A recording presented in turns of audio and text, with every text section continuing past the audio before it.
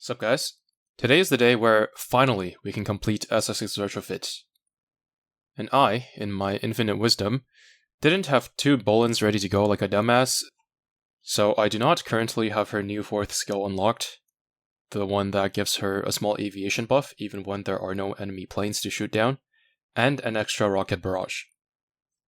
Now, while the new skill is important, especially against a light armor boss like Kawakaze meta, even if it was unlocked, it would only be at skill level 1, so it's not a big difference whether I have it or not.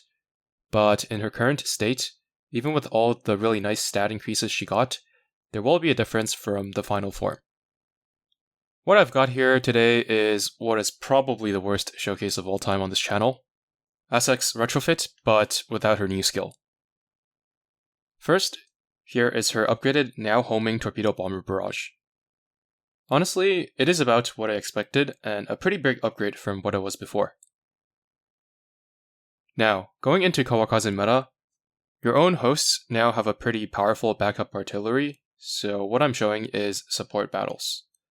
I used her in 2 different fleets, one with Kearsarge and Yorktown 2, and then with Lion and Alsace.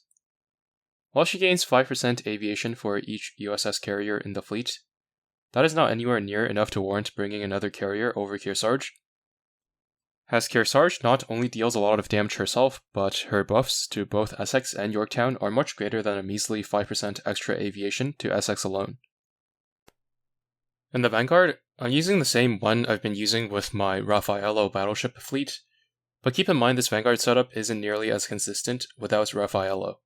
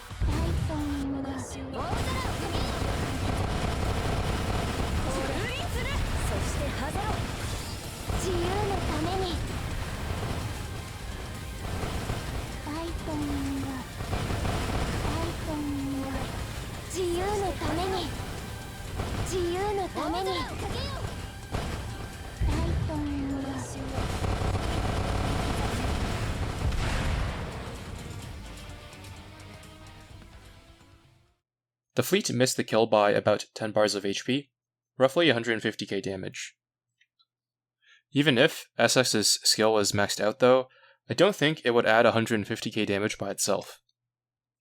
Now, to be fair, this isn't necessarily because Essex is weak, but because what we've been used to in this fight, which is battleships, are just much stronger than carriers given the ships and equipment available to us at the moment. Even if you aren't using Yorktown 2 and Essex, but instead are using Nakimov and Fritz Rume, you won't have a much easier time one-shotting the boss. I've tried.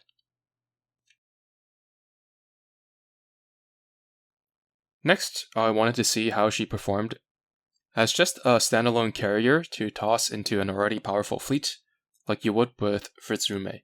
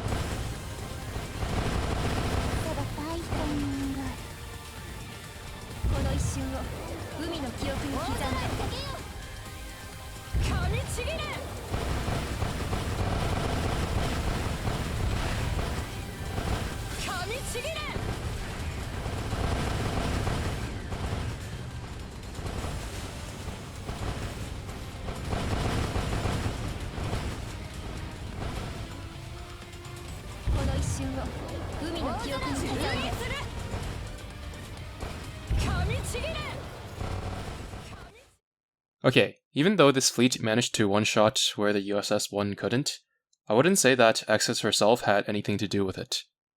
If I'm being generous, I could see her dealing upwards of 300k damage with her new skill maxed out, which is still less than Rume, while not having the universal debuff that Rume has. So at least in this role, she's not weak, but not exactly competitive with Rume either. Like I said, I think she'll do a lot better as a solo carrier relative to the competition against a heavy armor enemy rather than a light or medium armor one. But yeah, it's really just the battleships doing all the heavy lifting in this battle. Finally, I took Daisen out for another spin in the same fleet as before, now with her fate simulation.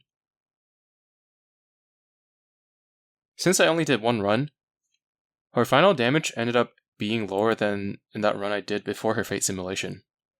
This is not to say that her fate simulation wasn't an upgrade, don't be stupid, but it's definitely not such an upgrade that she's going to be doing consistently more damage than before, even despite the natural variance from hit rate, crits, and so on. Anyways, I will be doing a lot more testing with Essex once I have her skill maxed out, but that's it for now. Thanks for watching, and see you in the next one.